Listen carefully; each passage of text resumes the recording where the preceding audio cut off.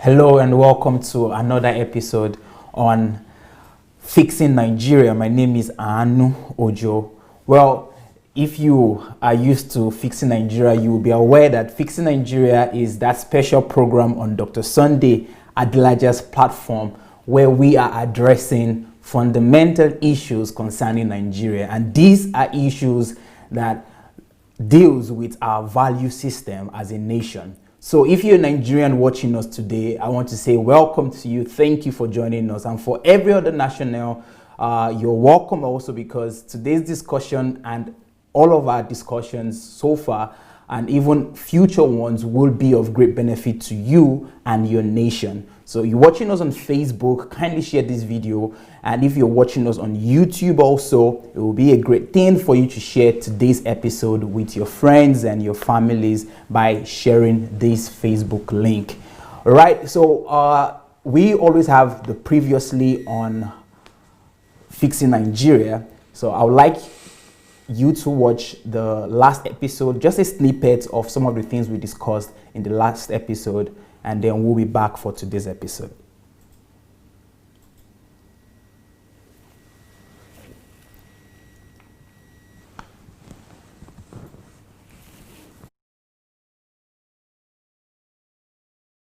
But I want to ask a question as regards the identity that Nigerians have. People referring themselves to, I'm a Northerner, I'm a Southerner, or maybe first they want to introduce, okay, I'm Igbo, not I'm Nigerian. Is there a problem with that? People identify themselves more as Northerners or as Southerners or as Yorubas or as Igbos, and not necessarily as Nigerians. Like I'm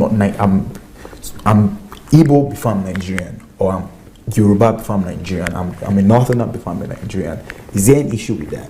I don't see any issue with that, because that's just the truth. I don't see any issue with that. I think that's just the truth, because you are first of all born a Yoruba man or an Igbo man or an Hausa man before you even knew that you were living in Nigeria. Okay.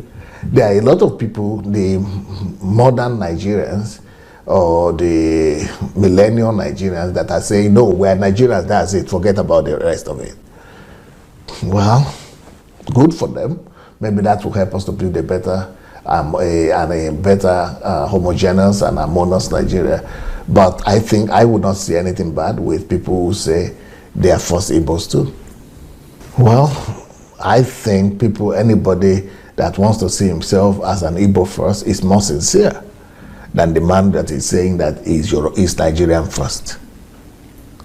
I think it's just a fact. The person is born in his locality. Somebody that is born in Abia or Anambra, the only people he was seeing growing up were only his own people, his own Anambra people or Abia people or Yoruba people, or like me.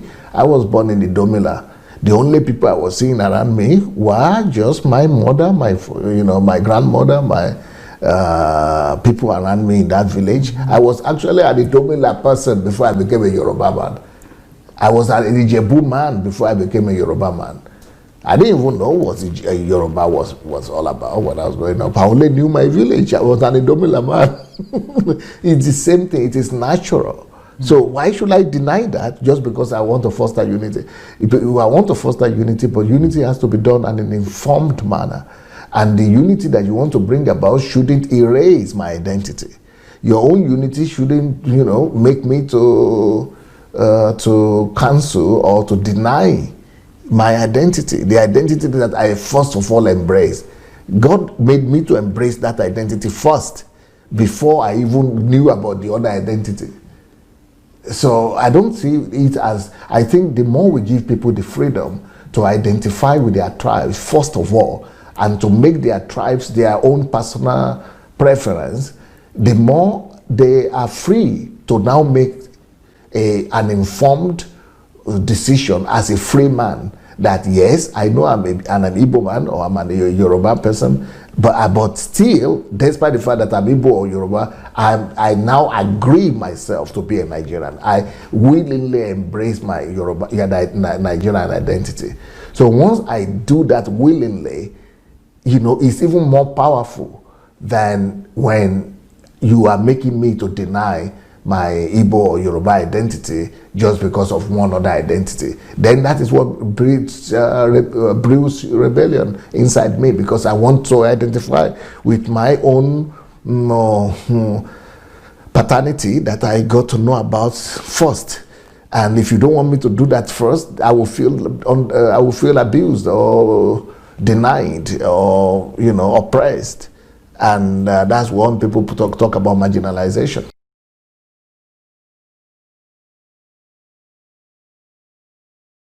Yeah, I think he wants to know if it is true or what. Something like that. If it was true, what you have to say about that? Well, that Buhari is Jubril. Yeah, he's Jubril from Sudan. People keep this in record. I'm speaking right now on a video web, worldwide web something conference. This is live. Quote me. Anybody who believes that story that Buhari is Jubril from Sudan, he is not just sick. He has to go to psychiatric hospital for examination. He himself is as sick as Nnamdi Kanu himself, because Nnamdi Kanu is delusional. He's a sick man, and anybody who would believe what that man is saying, and especially that the Buhari is Jubril, that is not the real Buhari, that person should just go for examination. That's the only thing I have to say about that one. You are a patient already. There are a lot of people who are mad. Only there are very few who are roaming. And that thing I heard it from Babishaye Victor. But this one, they are roaming. They are roaming in the internet like crazy. They are not just mad, but they are roaming all over the internet. If you believe that Buhari is Jubril, you just go and check yourself inside. Inside this psychiatric hospital.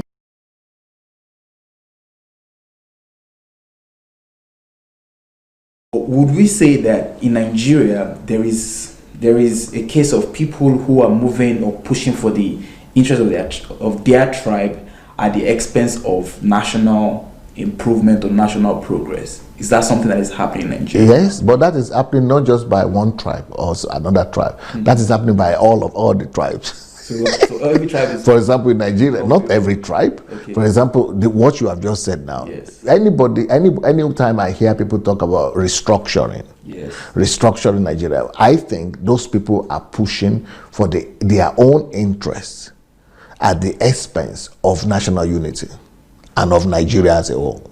Mm-hmm. Because when people talk about restructuring, I say I don't agree with that. I want reconstructing, not restructuring. And the people who believe in restructuring, they are always pushing it through hatred, anger. They are always wanting to reduce the unity and the power of the central Nigerian identity, so that it will be more of their own local something. How would that make us more Nigerian? That will only make us less Nigerians and make us more tribal conscious. Yeah. And they are the same people who complain about tribalism. Well, guys, to watch the full episode, the way to do it is to go to Dr. Sunday Adelaja. That is on YouTube. That's Dr. Sunday's YouTube channel. Go to the playlist and search for Fixing Nigeria. You would watch not just this episode, but even other episodes we've done.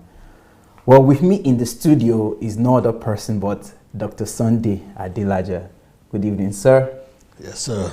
Thank you. You're very much welcome to another episode on Fixing Nigeria. My pleasure. Thank you. I mean, last week's episode was quite hilarious. We had an interesting discussion, really addressing tribalism. But one thing that really fascinates me and makes me really interested in every episode is the way we approach these issues. Oftentimes is unconventional and is always addressed in a holistic manner.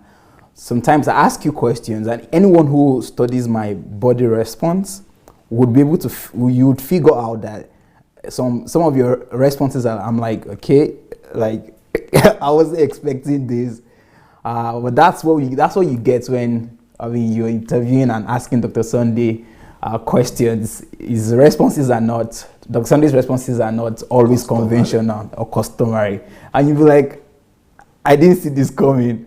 But then when you listen to the response and to the arguments, and then you subject it to analysis and thinking, you see the logic in it, and you would almost just want to agree, only if you just want to be defiant anyways. Well, today we are addressing another important and very vital issue as regards the Nigerian society. But this is practiced more by politicians than by Nigerians, and that is project commissioning.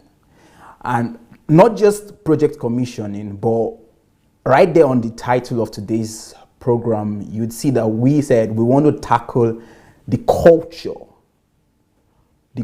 of project commissioning in Nigeria. And in Nigeria, they call it something else, right? Oh, in Nigeria, it's called launching.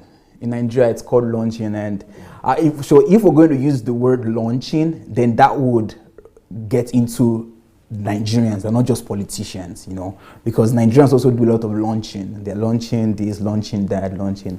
But one thing that is very obvious and one thing that we have to address is the project commissioning culture in Nigeria. So that you wanted that to be your focus, right? Yes. And one of the things I want to start with is many of the topics we discuss here. One thing I've noticed is that there are issues that an average Nigerian would not necessarily see as a problem. Okay. And it's understandable because, oftentimes if you've not experienced something better, or if you've not been to a different maybe society and you've not seen how things operate, you won't be able to distinguish what is wrong or what is right. It's just like a Yoruba adage that says a child who has not gone to another person's farm, another person's father's farm, will think his father's farm is the largest and is the biggest. So project commissioning might be perceived as, well, what's the big deal? I mean, they did a project, they're doing something and they want to commission it, they put the ribbon. But by virtue of at least me being here in this part of Europe for like close to a decade, I mean, I can't count how many times I've seen any project commissioning, although every day I'm seeing something happening. I'm seeing things happening. Projects are being not just carried out, but they are completed. I see them from start to finish. Nobody is commissioning anything. And no big deal about it. I want us to start with a picture, and then I'm going to start with my questions to you, Dr. Sunday. There's a picture right there. Do we have the picture? Photograph? Yeah, just a photo I sent on DSA team. Okay, the photo will be shown, but I'll just describe what it is. Okay. So I think this is by either he's a commissioner or I'm sure he's a politician, local government chairman or something like that. He was roasted and, okay, I don't know if the word roasted is, but he was really, what's the word? Criticized. I think that's the right word. He was criticized on social media by Nigerians, actually, that he was commissioning a public toilet. And I remember another one who was commissioning a small wooden bridge like that. Yeah. You saw that? I saw the bridge. I think that was in Kogi State. I think. Oh, sorry. Yeah, I think that was in Kogi State. It doesn't really matter where. It could happen anywhere in Nigeria. So, I mean, it's for lack of better words, it's just ridiculous. Some of these things that are happening, And the very first thing I want to ask you, Dr. Sunday, is on this project commissioning. You have years of experience than I have, and you've been in, at least you were in Nigeria for a long time. I want to know, is this a new thing, or has it been over the ages? that people, I mean, they're just commissioning projects here and there? Yes, it's one of the aim thing that African and Nigerian politicians bought into from colonial masters. Okay.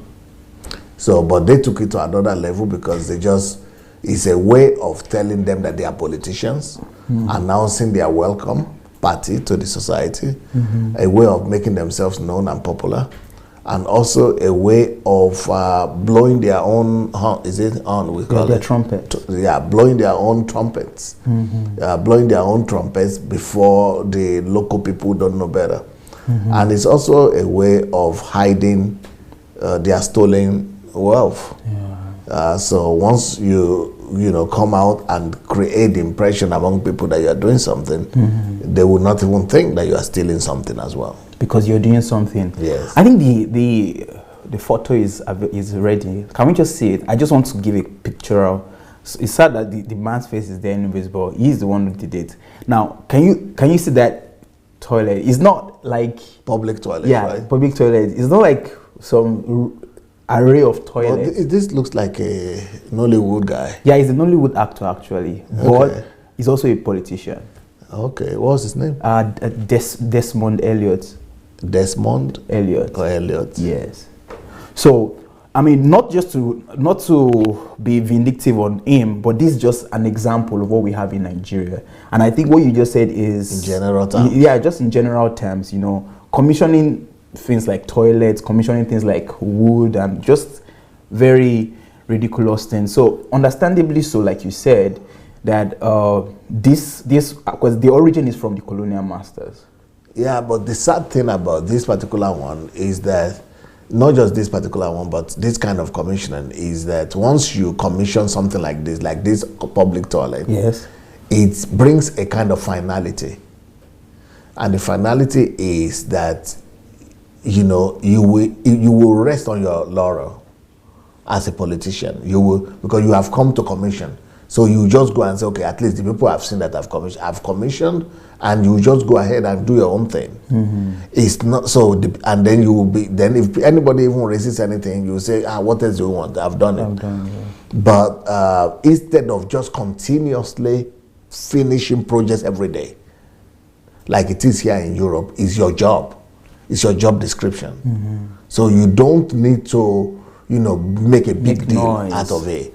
Because if you make a big deal out of it, it's just like saying your wife was pregnant and gave birth and you are celebrating. Okay, there is a reason for that. Or you finish building a house, you are celebrating. You will not build a house forever, so you are finished. But now that you have finished building a toilet and you are celebrating that, so it means you will not go and build the next toilet. You will not go and build the next street. You just did one for that particular local government and that's it. You are not going to keep on doing it until every street has its own. That is where the tragedy and the evil of this lies. So it's more like I've done something. So that's it. Yeah, so you could put a medal on me, a laurel on me, and you should know. You see now, this is the proof. I have the photograph, I have the video. I have performed. So it's more of a performance-centered politics rather than performance in the sense that performance in quotes, rather than a functioning government lifestyle and activity. That's just a functioning thing. Sometimes this is even not a bad thing because at least, it's bad, but it's not as bad as when president himself. Oh, I have the video. Okay, we'll be going to commission roads and little things like that. President, road. We'll get there. And it's not that this is the only road in the world. And the road is not even completed, but we'll get to that discussion later. We'll take it step by step. But I understand that project commissioning is something that happens all over the world anyway. Yes. So can you help us understand the purpose of project commissioning? Why should project be commissioned? What is the idea behind project commissioning is always about something that is a landmark.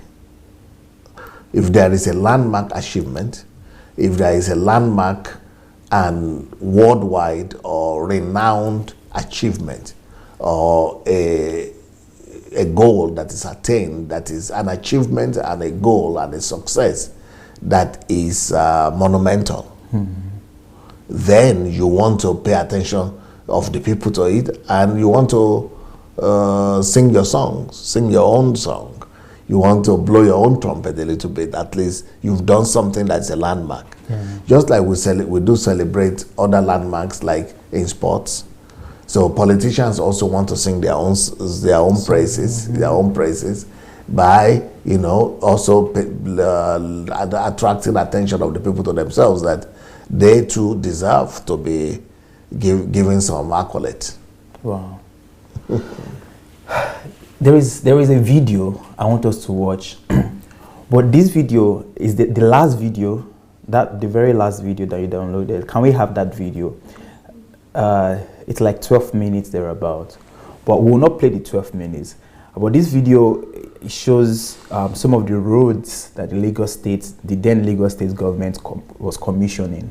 But I want us to look at the standard of those roads, and then we're going to talk about it. So let's have that video rolling, please.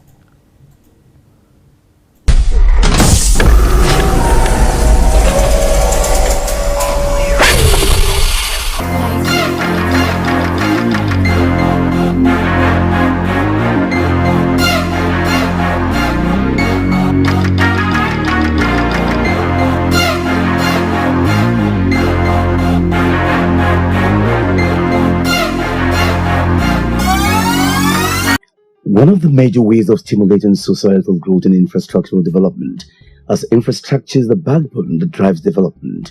Of all the ready types, good road network is noted to facilitate exchange of goods and services. Thus, it drives greater efficiency across sectors and ensures speedy growth through expanded economy. The focus of Governor Kumi Ambodi's administration on road construction is born out of the determination to increase people's productivity, using roads to ease movements and provide an enabling environment for businesses to thrive. Again, in demonstration of this commitment, 21 strategic roads around Lagos-Ogun boundary in Alimosho local government area were awarded for reconstruction and upgrading in March 2017.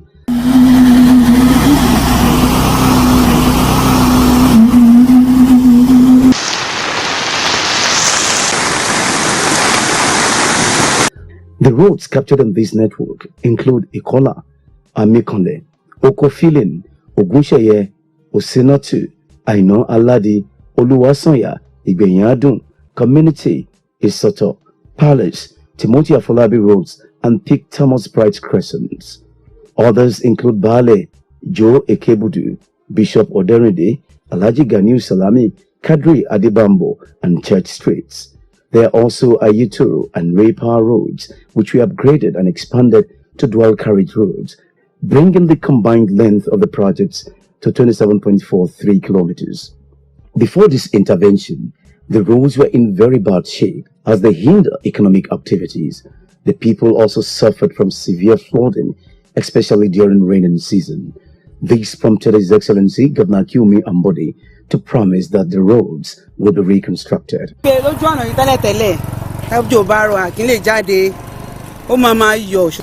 Initially, before, this road has not been a place where you can just walk in anytime you want.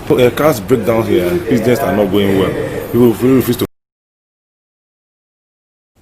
Dr. Sunday, this is the Nigeria that we're planning to go to. Seeing those roads and just observing us, looking at your demeanor right now, I'd like to hear what's on your mind.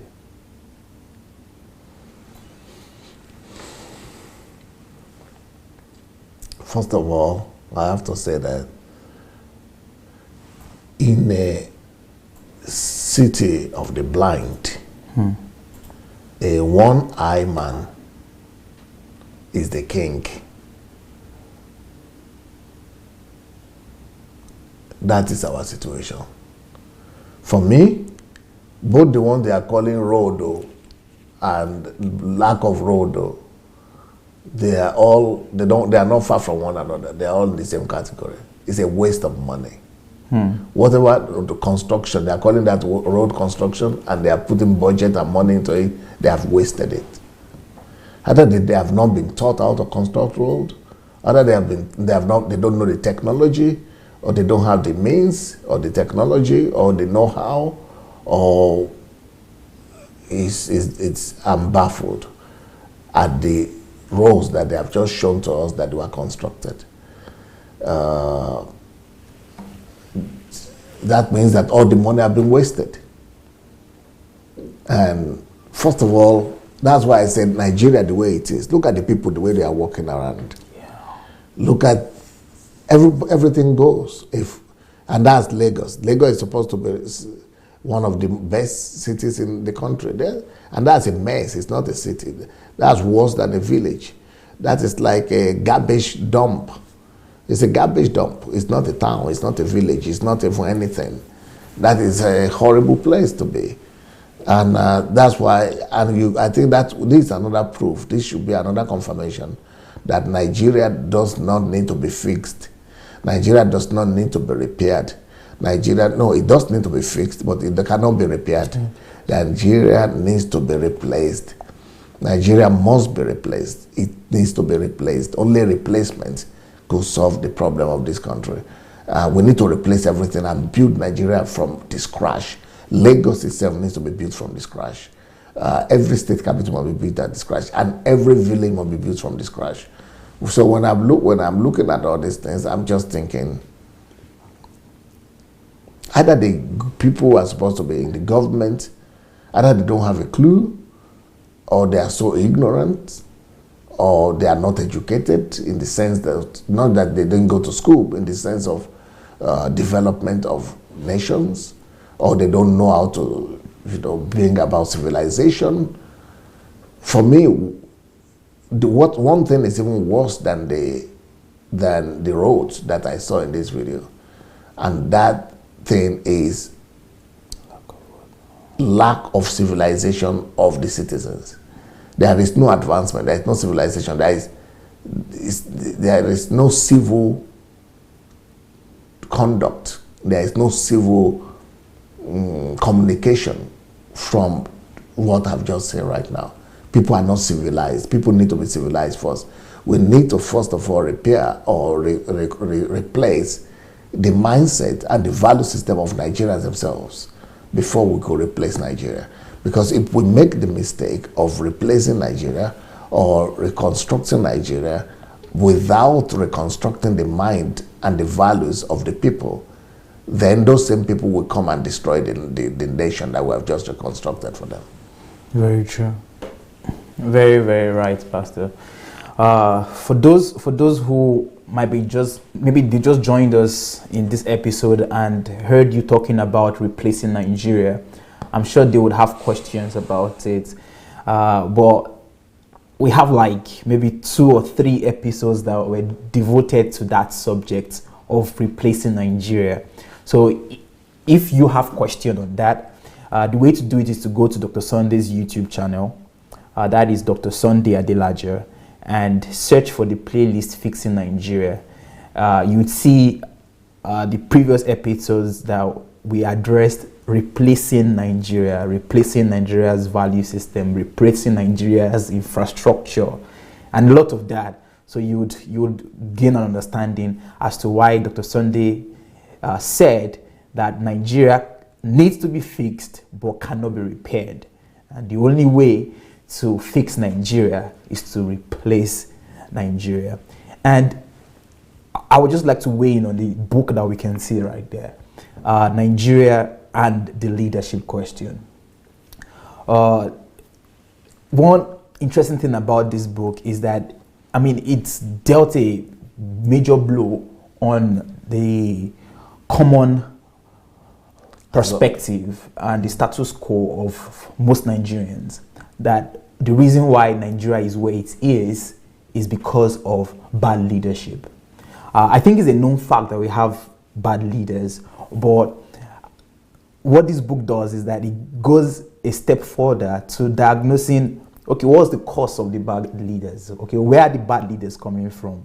The last time I checked, we didn't go to import any leader to lead our nation. Our from leaders, continent. from other continents. No, those leaders are coming from our nation. And you made a very great point, cogent point that every Nigerian has to write down. I know. And it is that if we make the mistake of replacing any other thing, be it our infrastructure, be it our electricity problem that a lot of people are talking about, or just anything at all, if we go ahead to replace all of this without replacing the mindset, without replacing the value system of Nigerians, the same Nigerians that all of these things were made for, they would use their hands to destroy it. And this is not even a prophecy. This is what is happening right now. That roads are, okay, they are not roads, but at least something is created. You know, they just pour some cement and some granite and all of those. But you go back there, the whole place is messed up by the same people who are living in that vicinity. And that's the reason why I want everyone, every Nigerian, to do well to get this book right there, Nigerian and the Leadership Question. Don't just get it for yourself. Read it and also pass it down to every Nigerian that you know or that you can get this book to, because it will help us. I believe this book is going to help us in the rebuilding process of Nigeria, in the replacement philosophy that we have for Nigeria, that Nigerians' mind, our mindset, our value system has to be changed. The way to get this book is to, if you're a subscriber on Amazon Kindle Unlimited, you can read this book and all of Dr. Sunday's books free of charge. If you're in Nigeria, you can order for the hard copy on dsabooksplanet.com, or you can also order for the book on Okada Books. Or if you want to buy these books in bulk, you can write to our office here at dsabooks@gmail.com. Right? So that is about this book, Nigerian Leadership Question. I want to come back to you, Dr. Sunday, because I'm here to ask you the question. Most of our leaders, politicians, they are traveled. An average politician has traveled out of Nigeria. And I'm speaking not even the governors and senators, I'm talking even local government chairmen. They've at least left Nigeria, traveled abroad. What is it that they would go to a sane nation? Why would they go to a sane nation? Or to a nation that things are working? Sane, like going to sane. Yeah, saner climes. Why would they travel to countries that are developed and civilized? They see how people live there. They see how things work. And return to Nigeria, and they can't at least copy what they've seen. You don't have to be innovative. Just you saw what there, but then copy it and let's recreate what we have in Nigeria. Why is it like that? First of all, it's because of the environment, the Nigerian environment. The Nigerian environment comprises of the values of the people. It comprises of the lifestyle of the people, comprises of the belief system of the people. Yeah. It comprises of the prevalent information that circulates among the people. And it also relates to the principles by which people take their decisions. So all these things are what we call environment. And what that does is that it forms in people paradigms or worldviews. And so when you are in a place where the worldview is formulated and you are not above that worldview and you are not reshaping that worldview, we know that anything you tolerate dominates you. So when people come to Nigeria, even though they studied abroad or they traveled abroad, and they come into a dominating or prevailing worldview environment, they just succumb and mix up together with that worldview and just begin to reflect the reality of that environment. So that is one explanation. The second explanation is the fact that you go abroad doesn't mean that you are going to be able to duplicate what you see abroad. A lot of Nigerians that came into overseas in the 60s, 70s, the people who are running Nigeria right now are people who mostly studied in Nigeria. But even the ones who studied abroad, out of them all, most of them just studied and went back to Nigeria immediately. And the disadvantage with that is that when you come to Europe and study for 5 years, or 4 years, or 3 years, and you are just going to classrooms, and then you finish your classes, and then you leave the country, you have not learned anything. You have learned book or knowledge. You have got a diploma and a certificate, but you have not learned anything. So those are some of the people who say they have traveled and they have traveled abroad, but they are not capable of duplicating. Before you could duplicate or replicate the kind of advancement and development and technology that you see in the West, that you need to go more than just traveling abroad. Then there is another group of people who are now coming back after having lived abroad for a prolonged period of time. Maybe they have lived abroad for 5 years, 10 years, 15 years, 20 years. But if you live abroad for 10, 20, 15 years, and you've only interacted mainly among the Yorubas and the Igbos and Nigerians, or Benin people, and you just interacted mainly among your people, you have not learned anything. Even though you've learned some things, but it's not strong enough. You've only come to see a country that is functioning. You've only come to see a society where everything works, but you don't know why. You only know, you can describe it, you can say it works here, it is what happened, they do, but you cannot duplicate it. That's the second category of people. The people who have traveled abroad, but they have lived and interacted and mixed up mainly with their own people. The third category of people who are going to Nigeria after having traveled abroad are also people who have lived abroad for 5, 10, 15, 20 years. But when they were overseas or in Europe, they have only gone to work. Maybe they studied there and they have worked there. And by the time they go back to Nigeria, they have some experience, but they don't have a holistic picture. Just like you talk about our nurses, for example. If you look at a nurse that has gone to work as a nurse in America or in Europe, goes back to Nigeria, that doesn't mean that the person will be capable of building a system of a medical service that is going to be advanced as the one that she had worked in, because she didn't build the system. So what I'm trying to say is that even those people who have worked and interacted a little bit with the indigenes, they have not been taught or learned how to build systems. So before you could be able to travel abroad and be able to bring in or copy innovations and bring in creativity and be able to duplicate what you have seen, you need to go beyond just going to study abroad. You need to go beyond just going to stay and relate with your own people. You need to even go beyond just going there and working and making a living and making some money, sending some money back. You need to go there and become a leader in overseas. You need to become a leader and a chief executive in some areas. One area or the other. You must become a chief executive. A chief executive where people work on you, where you have grown from primary function and job to the chief executive position, where you have seen everything the way the system is built, and where you as a leader have now overseen and you are overseeing building of systems, and you have built systems in those countries by yourself first.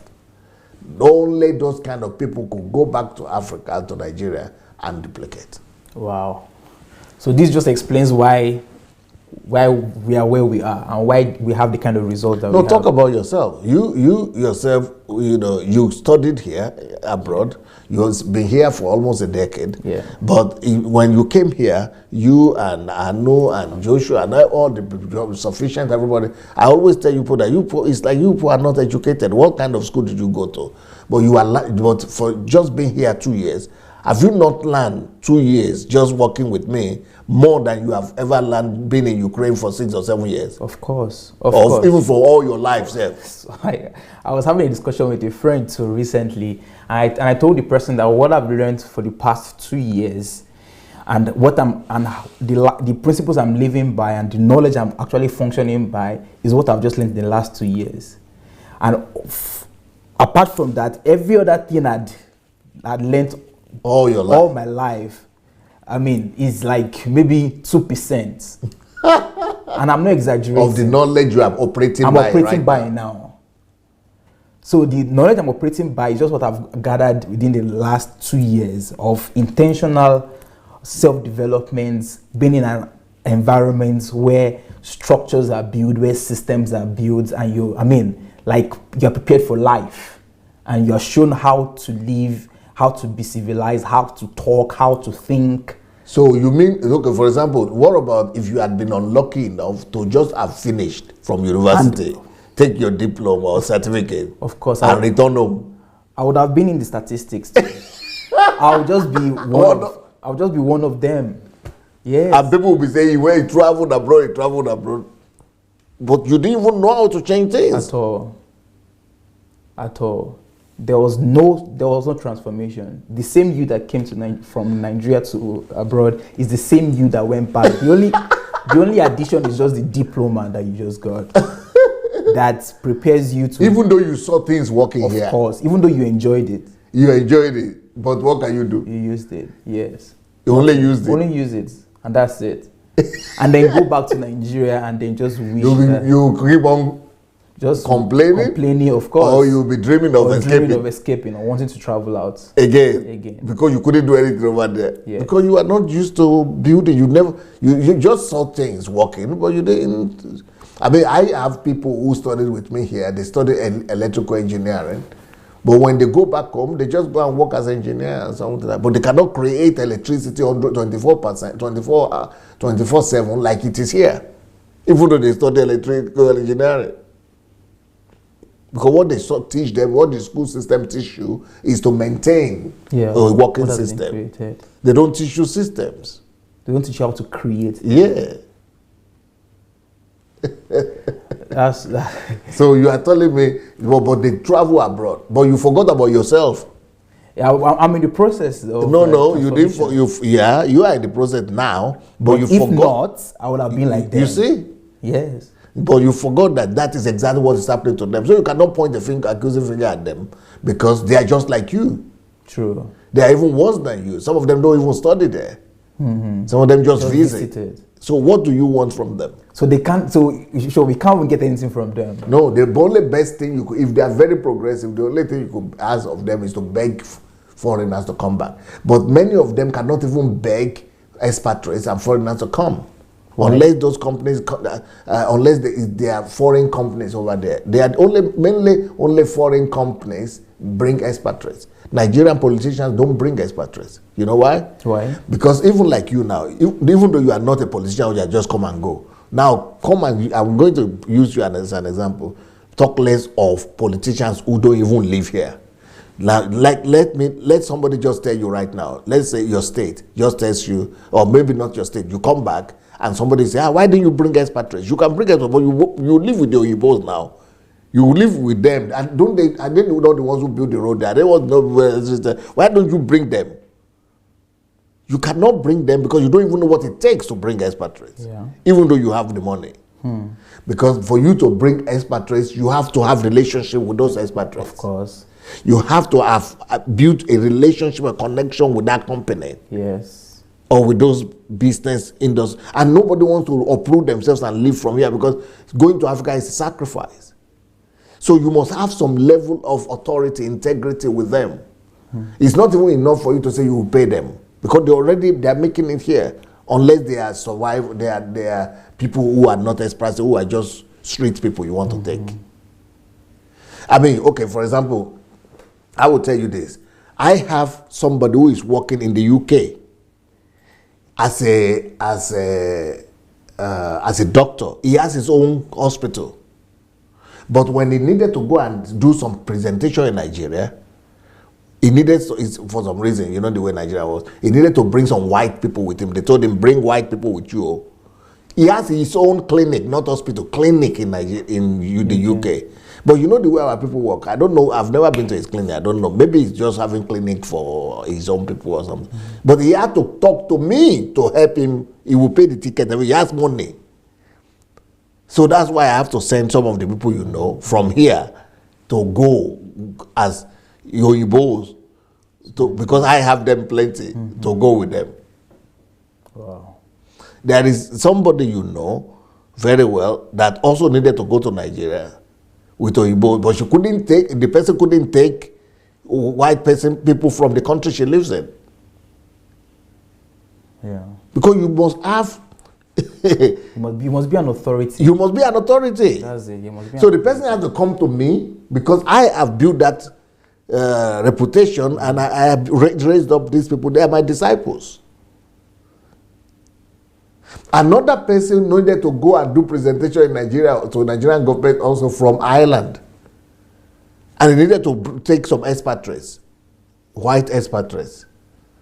He had to come to me again. But there are white people in Ireland. There are white people in Ireland. Another one who needed to do it, the governor, his own governor, were schoolmates.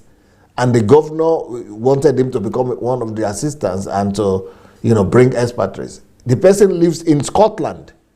The person had to come here for me to help him get expatriates, people like that. Because, you must, even the fact that people are living and working in the UK, you are just asking me why. Yes. Why is it that Nigerian politicians who are coming here cannot bring Europeans back with them? Especially when you just come like that, you are nobody. It doesn't matter what politician you are, you are nobody. Especially you want to bring expatriates, people who are really experts, people who are skilled, people who are having success, who are professionals, who are having they don't care for you. You are nobody. There must be something beyond your money or opportunity. Trust, there must be respect. Like that, if I go to the street, to the church or to the street, or I say this is Pastor Sunday, I want to bring so engineers, even just who said it? Sunday Adelaja? That's I don't even need to say I have money. I don't even need to say I have the contract or anything. Who said it? Sunday Adelaja? Let's go and meet with him. So you must have that kind of authority before you can bring expatriates. That's why only companies that have already either got a contract in Nigeria, the white company, the European company, they themselves now recruit and bring expatriates. You can do outsourcing, but it's going to be first of all you have to, even the people who are doing the outsourcing have to know what is the reputation of that company that is hiring them. What is your reputation? You have to prove that you have that name, that authority again. Well, so you wonder why the politicians are not making it. It's not as easy. They just can't. You people just see it as easy as why are they not? Every Nigerian talks like what you have just said now. The question you ask is the way our people just reason. I just keep quiet. If you don't ask me like this, we'll be living together now. But if you don't ask me, I'll just keep quiet. Yeah. Well, that's why this is fixing Nigeria, because we have to ask these questions, and if questions are not asked, you won't get a response, you won't get answers. So this is a major clarification, and this is a major light bulb for not just me, but for every Nigerian, and for even politicians, any politician that is listening, as to what needs to be done to get things done. The process. And I remember your book, the process is the new result, because what you just explained is process. And anyone who understands, we are looking for results without without the process. And still neglecting process. Yeah, still neglecting process. So I mean, if we don't go through this process of developing a good name and the trust and the good relationship, the relationship and all of that, well, we won't be able to get the results that we expect. And people think results is just as easy. No need for a process. They just want result. Well, it doesn't work. It doesn't work that way. It doesn't follow. Interesting. I want us to talk about, back to the project commissioning. You raised the subject of President Buhari traveling to Lagos to commission a project. We have the video of that. We're going to play the video and then we'll discuss on that. But before the video, I would like to speak to our viewers who are watching us on Facebook and on YouTube. If you would like to contribute to this discussion, the way to do that is to write to us on Facebook Messenger, search for Move Agents. On Facebook Messenger, Move Agents, and write to us. Please don't call, but write to us that you would like to call in. And when the time is set for us to receive contributions and calls, we will call you. So Move Agents, Facebook Messenger. Let's have the video, please. Almost 11 a.m. Wednesday, April 24th, and the President of Nigeria, Muhammadu Buhari, arrives Lagos. Just a few weeks ago, the President, Muhammadu Buhari, was visiting Lagos as the presidential candidate of the APC, majorly to ask for the votes of the electorate. But today, he is visiting Lagos as the President-elect and the President. This visit is actually quite symbolic because it is for the President to get to commission projects that had been started by the outgoing governor, Akinwumi Ambode, and completed by him. He is billed to commission 5 major projects. At about 1:30 p.m., the President, alongside host Governor Akinwumi Ambode and the governors of Ekiti, Ondo, Oyo, and Ogun State, make their way to the Oshodi Transport Interchange to commission the multi-billion naira transport facility that will forever change the face of Lagos State. This right here is the largest transport bus interchange in Africa as at today. As soon as it commences full operations, it will be handling over 1 million passengers on a daily basis. We operate on a dedicated bus. This is what we call Bus Reform Initiative. So the idea is to phase out the rickety vehicles and bring brand new air-conditioned, safe and secure bus services within Lagos. The bus interchange comes with different levels. We have the ones that caters to intracity bus operation and also the intercity bus operation. So basically, this terminal is designed because initially we have about 13 parts in Oshodi and we have a lot of on-street loading in Oshodi. But with this terminal now that has been constructed, you don't have all that. Once you come to Oshodi, everybody comes into this terminal, and from this terminal you can connect to your next destination. You don't need to go to the road because it is not safe for you to actually board your vehicle on the road. From Oshodi, Lagos, Nigeria, Mary Chinda for Plus TV Africa.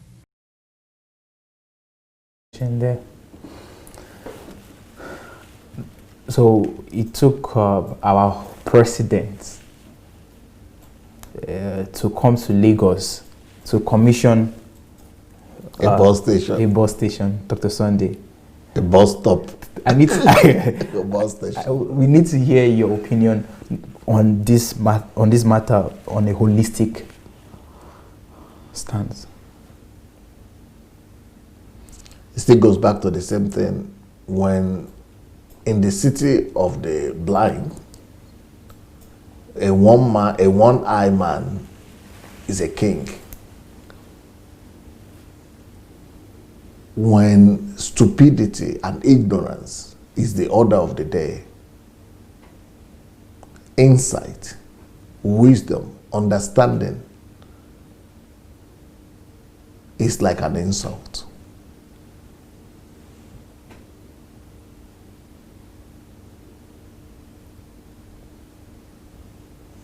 If to go by the criteria and the definition of the reason why people do projects, this will probably fall in that category because it says it is the first of its kind in Africa. It's going to resolve the problem of gridlock or whatever. Transportation in Lagos State. But to bring the president there, I think presidents should be involved in, even if he wants to commission, in doing or commissioning something that will affect the life of the totality of the country, of a nation, or all regions of the nation. Or let's say that interchange now will now serve and service all the regions of Nigeria, and the life economy of the country depends on it, and it will physically affect every Nigerian. That might be worthwhile. But just to be going everywhere, jumping up and down, either the president or the vice president, even the vice president will be going to do some market launching and village launching, market launching, all kind of launching.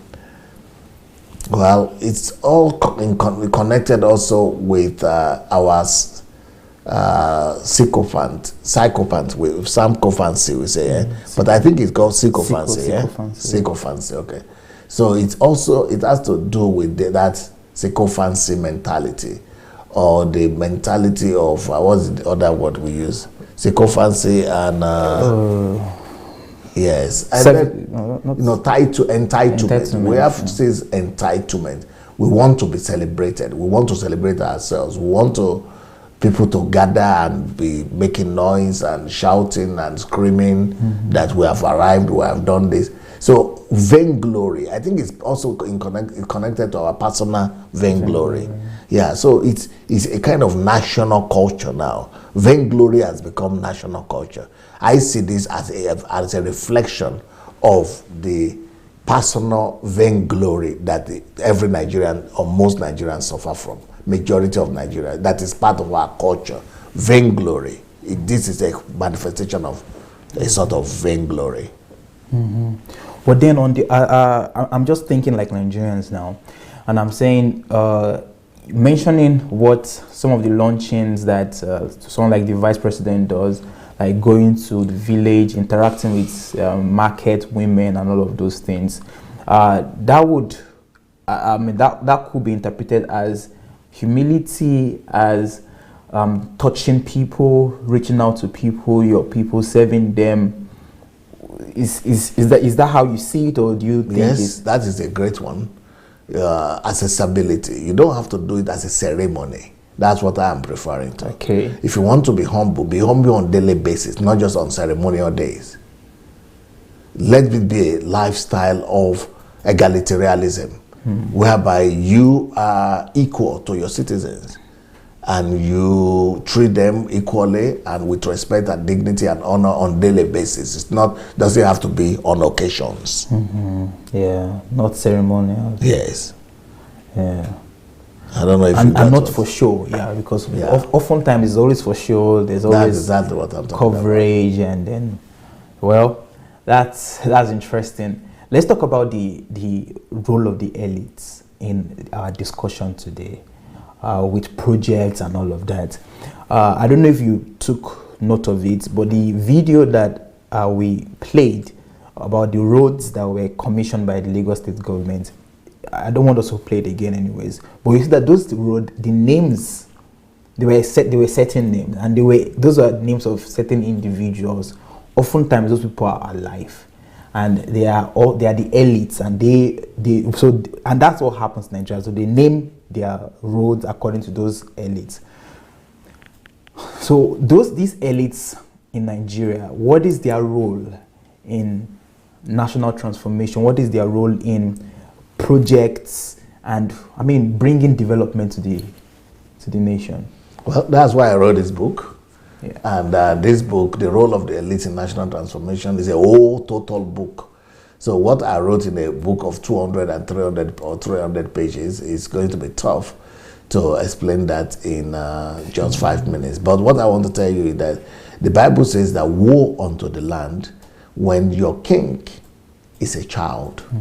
So that verse will probably describe the situation of the elite in Nigeria. Elites are supposed to be noblemen. And the Bible says, blessed is the land when your kings or princes are noblemen who don't eat in the morning, but eat at appropriate time. But so that verse in Ecclesiastes describes the situation we have in Nigeria. We don't have, our elites have not matured to the place of nobility of elites. The elites that we have right now are aristocrats, aristocratic elites. The elites that we have right now are more feudalistic. They are more feudalistic minded. And so with those kind of mindset, it's like a child being the king over a land.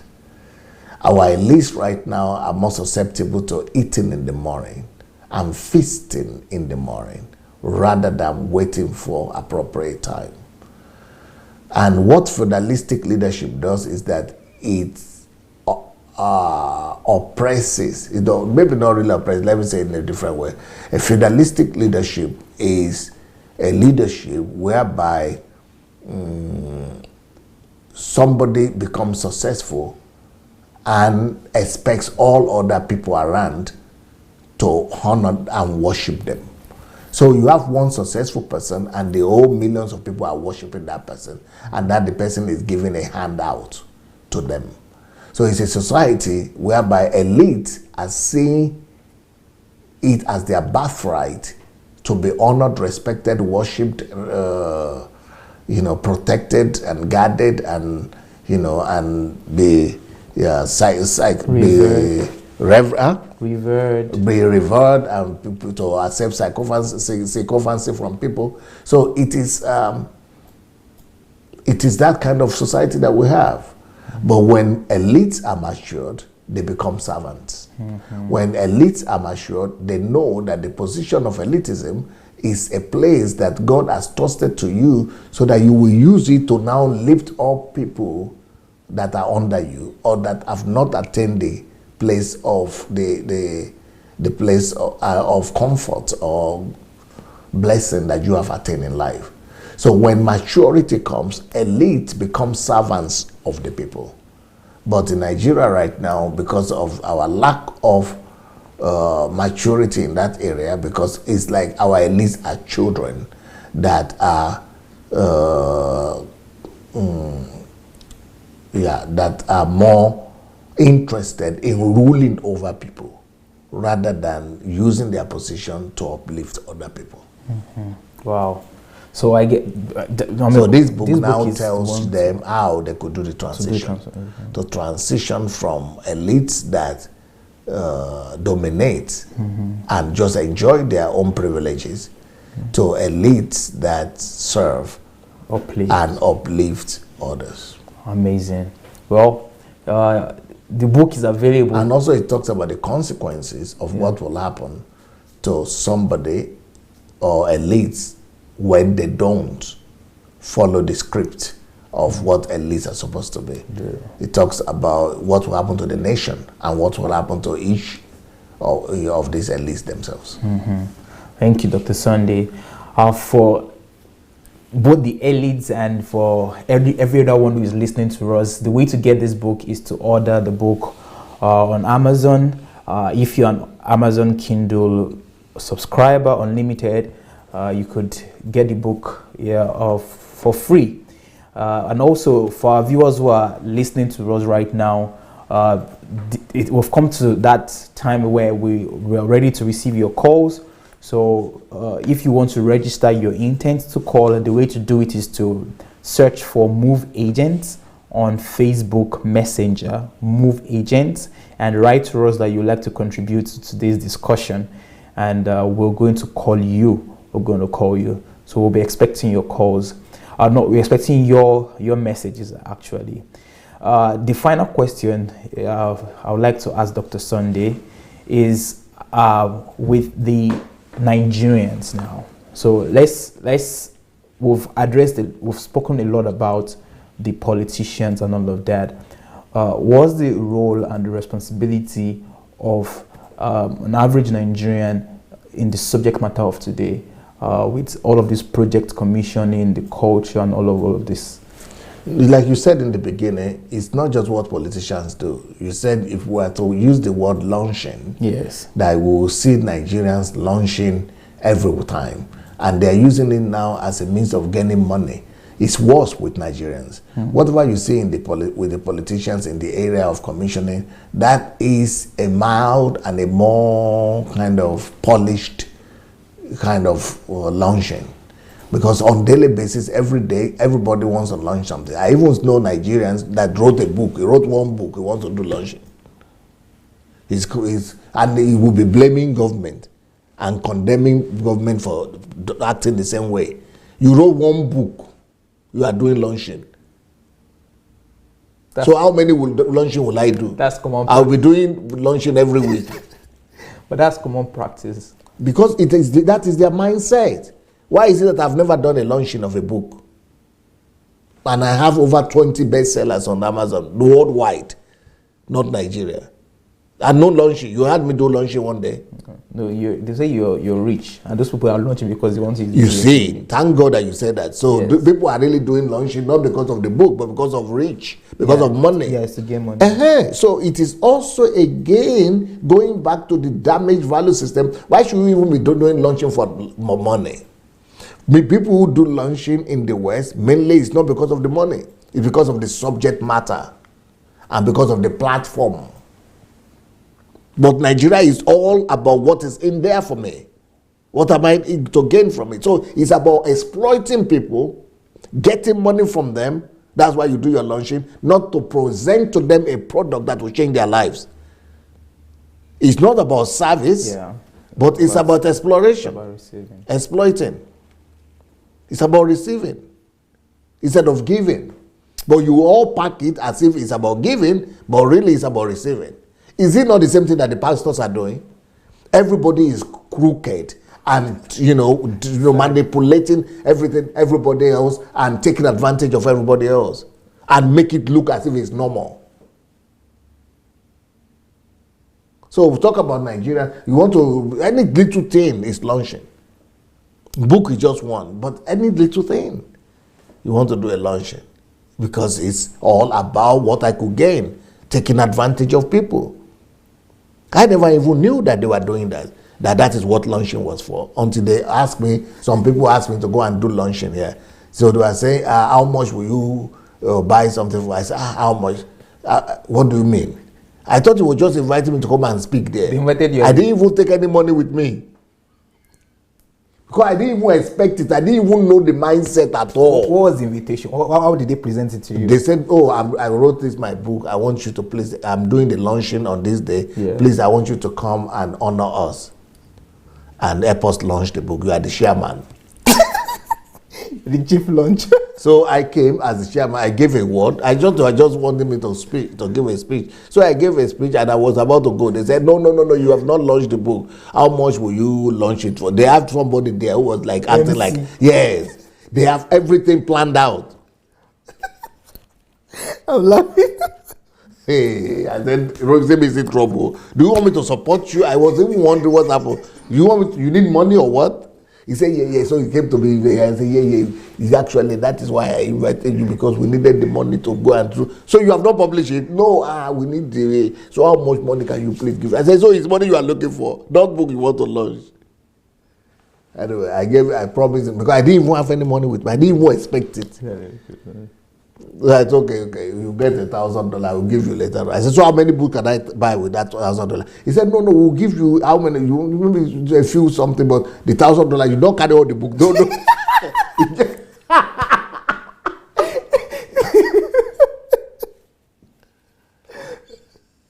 Yeah.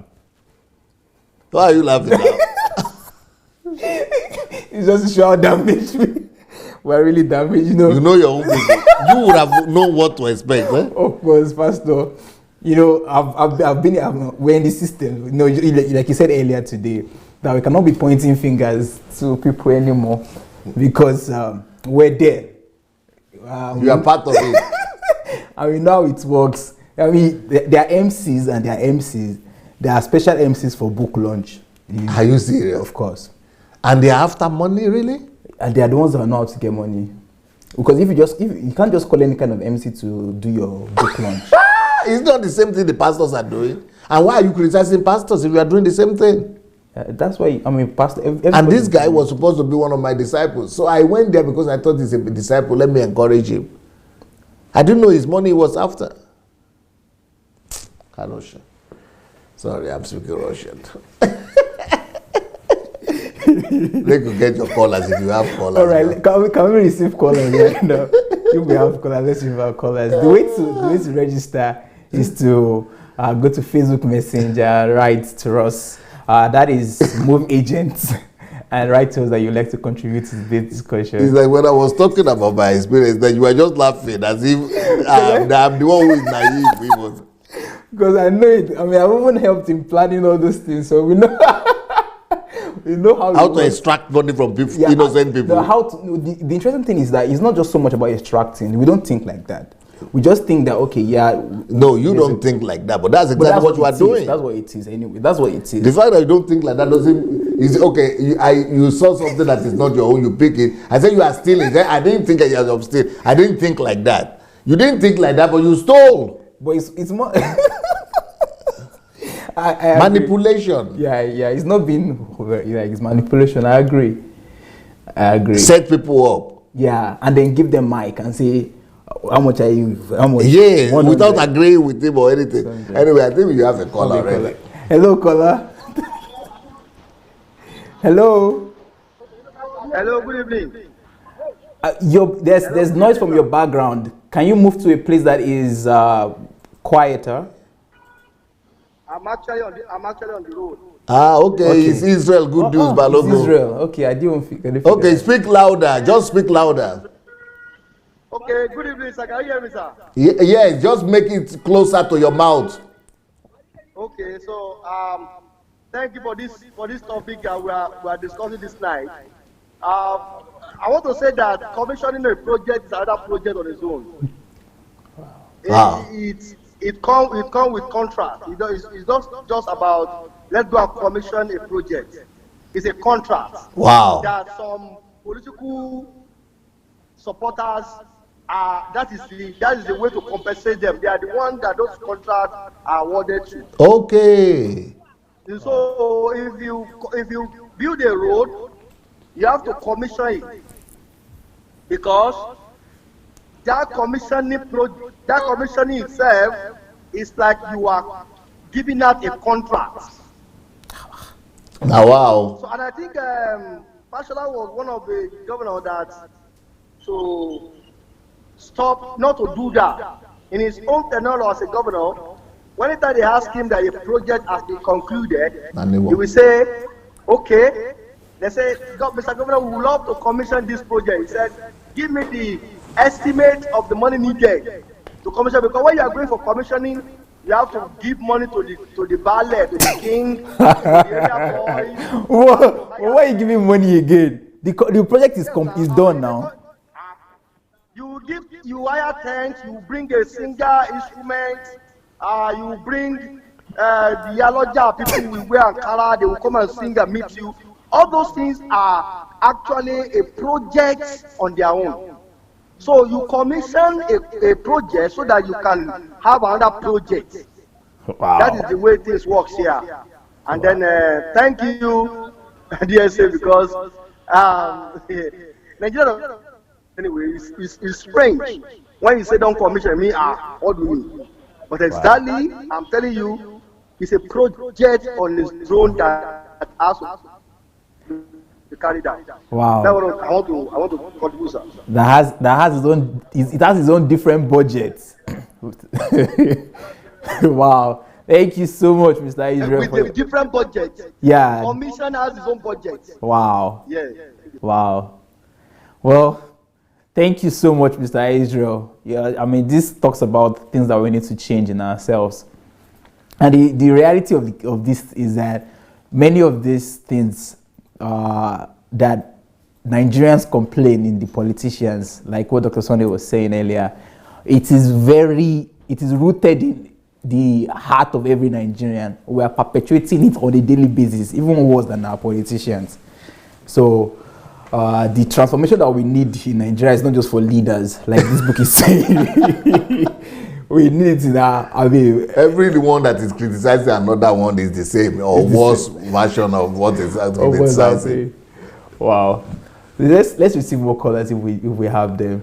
We'd like to hear more contribution about so it. you didn't know that commissioning a project is a project on its own? No, I didn't know that. I just thought it was okay. That is business. Just go and commission and then the celebrity and the ceremony. I was coming from the standpoint of just the ceremony around it. So when you raised the topic, yeah, it was just about the ceremony. Why are you being ceremonial? You didn't know it's another excuse for corruption. Another corruption and budgets. So another way to shop the cake. Shop the cake. You see, the elite is all about eating the national cake. You know, Dr. Sunday, the real work in Nigeria is really to work on our mindset. Too. You see. And that is the number one assignment. The real task. We need to reconstruct. That's why I'm not for what they call restructuring. I'm for reconstructing. We need to reconstruct the mind of our people, the minds of our people. Wow. We're apparently the blind people, because as we were talking earlier about the book launch thing, when you're blind to all of these things, you will not even say anything wrong. You don't see anything wrong in it. I was in the school and I was in that vicinity, and the thing there is that people who write books are often people who are perceived as progressives. For you to be able to write a book and publish a book, it means you are the elite. Yeah, you're the elite within that setting. And so you write your book, you publish it, you launch it, and you're looking for people that will come and launch the book for you. And so it's more like a means of getting money anyways. Yeah, I'm not against people who want to support you. Let's say I see that you are doing a good job, I want to buy the book or I want to support you. But what they're doing is start getting money. Yes. And setting it up in a way, it's all about that money they want to get. Mm-hmm. It surprised me. And the way it is that so all those launching we see in Nigeria on television, that this person wrote this book and launched the book. Of course, they're going to pay. People who are coming already know they're going to launch with some amount of money. So they're not like oblivious to it. It's one thing that if you're trying to like fraud people. But I mean, if I give you an invitation that I'm having a book launch, that there's going to be... But it's putting unnecessary pressure on the successful people, on the few successful people. Yes. It means if somebody else will come to you tomorrow, so either you have to be hiding later on, or you have to be playing games, or you have to steal. It will put pressure on, because people will be inviting politicians, people who have authority, and they have to perform because everybody is inviting you. That's why it's encouraging corruption. Yes. It was one person that invited you. If other people knew that they could invite you, I'm sure the reason they didn't do it was that maybe Pastor Adelaja is far. But if they knew that you're down to it, maybe you would have gotten even more invitations for a book launch, and they're coming to you because they believe that you can. You have money. Yeah. No, the strategy is that you make a list of people that you know that can deliver. Yeah, that's the strategy. You plan it. Yeah, you make. But it's the same thing. Yahoo now. It's another Yahoo thing. Well, this is not Yahoo as such now, because you're giving there's something concrete. No, there's no service. You're just setting me up. Yahoo. You the same thing with Yahoo. They're setting you up. But Yahoo is not giving you anything at all. Yeah, you don't give me anything here too. I still buy the book, but I paid for like 1,000 or 500 of the books, or 250. Mm-hmm. So is that what I got? But it's not still Yahoo, Pastor. Okay, that's your own mindset. Yahoo are different people. Anyway, do we see other callers? Oh, that's the It's a final way call to of dupe today. now. It's their own form of duping. Well, You don't agree. Because you are involved. Because you are one of them. I understand, though, but I'm just thinking about other people. Like, you made a very cogent point, which is, okay, if it's about book launch and launching every book that you have, of course. You are pushing people to corruption. It's not just about the book launch. All those kind of launching is pushing people to corruption. Because they want to deliver. You know, you cannot be coming every day and be saying you don't have money. And if you give one time, other people will know about it. Yeah, and this happens in church too, when they tell people to like sow seed for. That is all corruption. Church in Nigeria is fraud. It's yahoo too.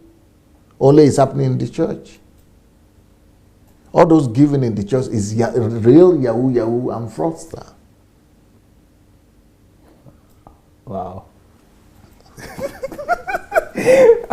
Like I would more receiving the So we still need to do some detox. Well, viewers, I hope you guys are having your own. When you promise somebody that you will get 30-fold, 60-fold, 100-fold of money, whereas that scripture is saying of mercy, justice, good kindness, everything, and you are saying it's money, and you know the person is not going to get it, that will not be yahoo. Yeah. Is it not fraud? Of course. How many people got 30, 60, 100?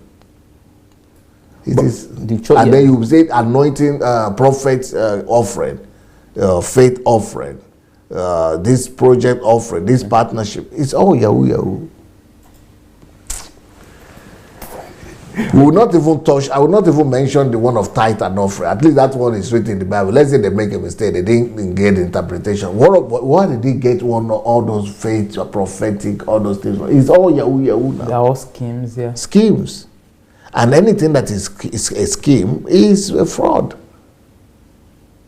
Yeah. Church is a fraud in Nigeria. They set them up to extract people's money unknowingly, so that they do it in a way that you will not detect. What is stealing? The difference between stealing and fraud is that stealing, you just steal without you knowing. But fraud is that you know, but they gain your trust. And you willingly part from your something you have, Resources. from your resources. I think we have a caller. Hello, caller. Yes, hello. Yes. Williams.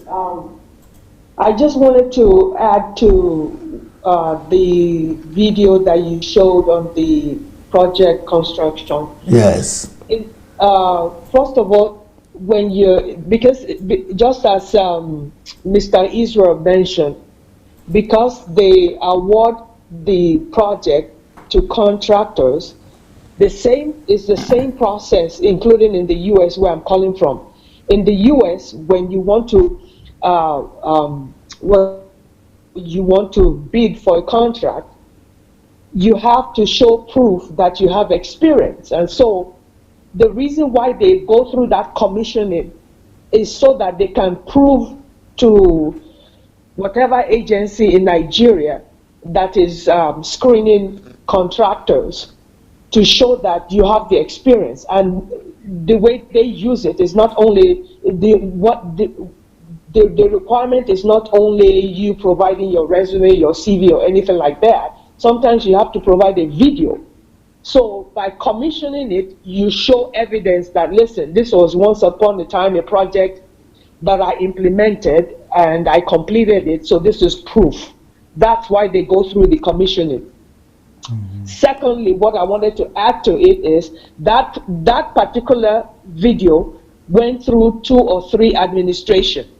So another issue is whenever there's a transfer of administration, because I think it even started before Babatunde Fashola, and then Babatunde Fashola embraced it. He started doing some groundwork, and he really encountered some serious problems when they started implementing. They had to clean up all that neighborhood, rot out the gutters, cement it, make sure that when it now rains, the rain goes underground instead of surface level.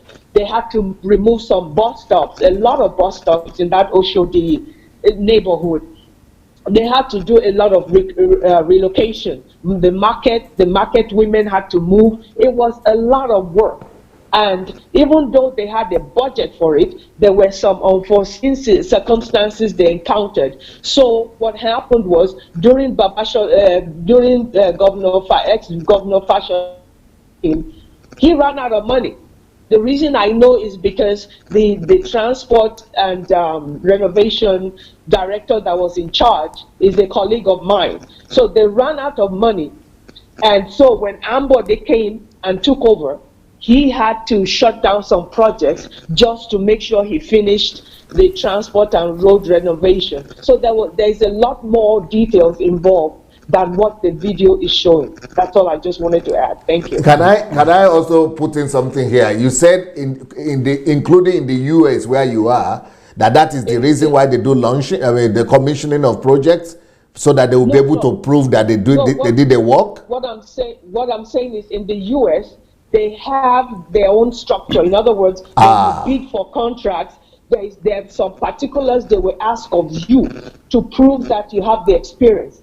So let's say, for example, I bid on a contract with the US government. I have to prove as a part of my capability and experience, I have to go back and reference a US government contract that I worked on, and I have to show proof because they have So the proof has to be the commissioning. No, in Nigeria, the commissioning is parallel to what I'm talking about. But don't you know that in Nigeria, people go to commission something that is not existing, they just take pictures, or go and commission something that is built by other people just to take the picture and the video? That is true, and that's the reason why they request for it, so that they can go back and investigate the legitimacy, if it's legit. That's why they require that. I don't think they require for videos to build for projects. No, in their bidding, when they bid, these are resources they have to provide. Just as you have to provide your CV, you have to provide references. In some case, nature of the contract, they will require video. In Nigeria, eh? Yes. It would be interesting to hear from people who live in Nigeria if they could confirm that information or not. They do require, because a lot of people forge these things, and so video will testify. And the president or the governor has to go there, eh? No, not necessarily. I don't know about the president going there, but somebody of an official has to commission. It doesn't have to be the president. But this particular project went through 3 administrations, so I can understand. I'm not for it, but I can understand why it took the president to go and commission, because it took forever. All right. It was a major landmark. It was big. Yes. Is it working now? I'm not on the ground, so I don't know. But I know, based on the testing, based on the citizens there, you can tell that at least it's not flooded. The flooding was a big major issue. I mean, a lot of highways, sideways, roadways were blocked whenever it floods. It's that bad. So they had to really go down into the gutters. They had to really dig down further and make sure the gutters are deep, so that when it floods, it goes underground instead of surface level. It was a lot of work. Wow. And it required a lot of money. Yes, wow, it did. Wow. Thank you so much for your contribution, man. You're welcome. Thank you. Thank you. Well, we still have one more call. Maybe that might be a Lagosian. But I was in Lagos, and I was with Mr. Israel himself, and you need to see how he was he was literally laughing and making jest of this new bus structure, because this what they call Oshodi stuff, you understand? Because they didn't work on the roads that these buses are moving on. The roads are still as bad as they are. Same congestion. Yeah, you mean you need to after all the billions. So it's not repair. It's not repaired. No, you have to reconstruct the whole place for these things to function. So it's not functioning. Of course. After all the billions. After the billions, those buses. I saw those buses working, you know, but it's just like congested. The downfalls are still working. Those yellow buses are still there. Everything is still there. So I think we have a caller. It just adds to it. Hello, caller. Yes, you do. Hello. Queen Bodo. Good. Good morning from Los Angeles. That is Queen Shinwe. Yeah. Happy New Year, my family. Yes, Mabel Shinwe. Yes, sir.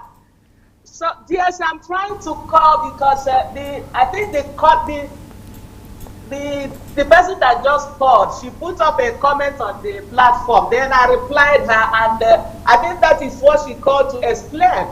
But I'm still standing on what I wrote on the platform because she was explaining how that project was up and they ran out of funds, and that was why it continued to another administration. I'm like, that is scary. That is the height of irresponsibility. Yes. Why? If you cannot finish any project, don't start it. Yes. You have to go and supervise what you are doing. If you cannot do it, don't even start it. You can start the small ones and finish with them.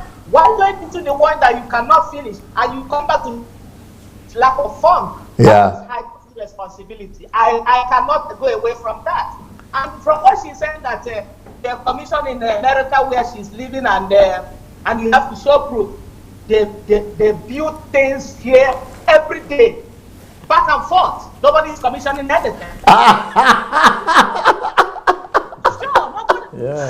is commissioning anything because if they are commissioning anything, we have a lot of traffic here. And for a president to go to a place, that traffic side will be blocked, and the Americans don't joke with you, disrupting their movement. So, and you see projects coming up here and there every day. Nobody is commissioning anything. If you build Tower of Babel, you can take picture, show that person, let that person go and confirm who did this. Yes.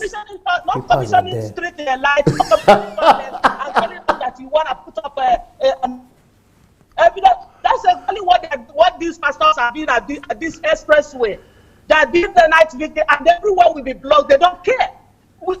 Until we change our mindset. Until we change it. So that's why I just got. I didn't even know that I'm gonna get moved. I just said, let me try. Thank you for bringing clarity. Because some people, because the person tried to use the argument that in America is the same thing. So I almost thought, America commissioning something we don't even do in Europe. Like I really doubted that. America will go to the moon. You will not hear. You will just see the picture lights going up. Yes. See the lights going up. Nobody is commissioning anything. Even if their commission is 1 out of 100, if they do commission is 1 out of 100, so let us not even bring America to our Nigerian mindset. We are still very far. Okay, well, thank you so much, Queen. Thank you. God bless. Yeah, okay, we see our one more caller. Okay, yes, let's get the calls. You know, so did you visit that Oshodi before? I passed through Oshodi, of course. Is it like Europe here, like in the bus stop here? It's just where everything is sane, organized. I mean, if there's no order in the mind of the people who are driving the bus, the mind of people who are working, there can't be order. There's no order. If you go to Lagos today, there's still no order. The structure is the beautiful structure. If you see it's beautiful structure, but the road is still disorderly. There's still chaos. There's still gridlock. I mean, just like you said, it's just a waste of money. I mean, multi-billion projects, but there's no apparent change. That Lagosians. I mean, like if a Lagosian is here, can call. Lagosians cannot say, finally there's a relief that okay, now we can have a good transport system that would help us, I mean, settle and all of that. I think one of the things that not even this one, but I would say BRT. Yes. Because that's what Fashola did. That one made it really brought a difference. It Of made a course, difference. of course. It brought a breath of fresh air. And even Lagosians were grateful for it. This BRT did it. But for this, I don't know so much about this book because this is recent. But any Lagosian who is watching us can call to confirm if it's working. But I don't think it's just about this one. But I just think it's a general thing. Tendency. Just general tendency. We just use this as an example. As an example, yeah. So we're not narrowing on this, but it's just general about project commissioning. I mean, just few centimeters away, there's this road very close to where we live that was not so good. I slept and I woke up. Everything and I is saw smooth. them walking, and before we know it's all smooth.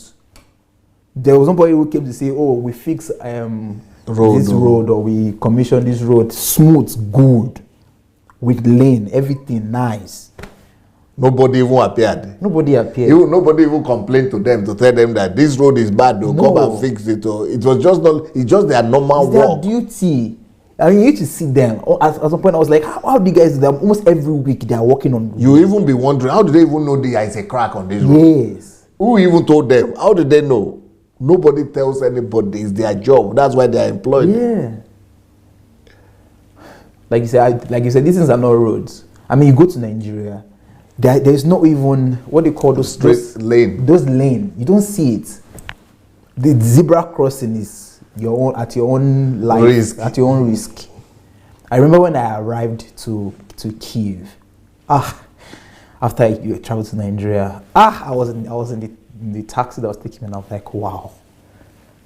There's the country that could be sane like this. I saw the road. I saw the clear. I said, God, Nigeria.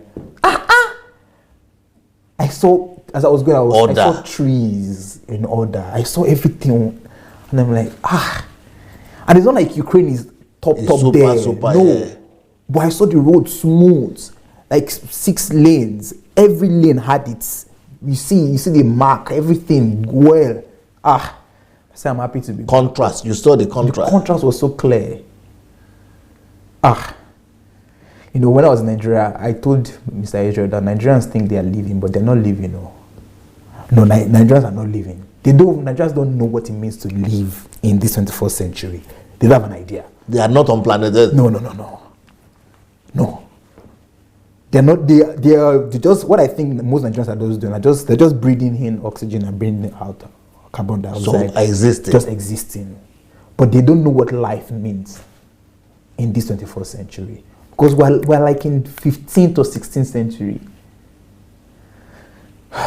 Well, the solution is to not repair Nigeria, but it is to replace Nigeria. Well, I guess that was the final call that we're going to receive on today's episode. Thank you so much for being with us.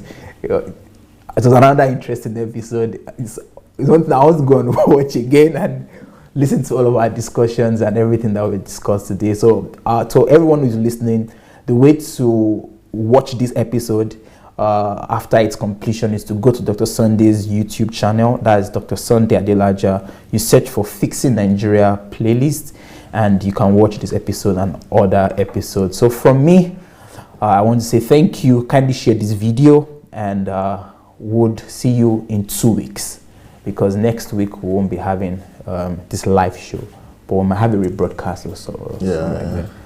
So thank you for being with us. My name is Anu Ojo, Dr. Sunday. Thank you so much for your time. Peace.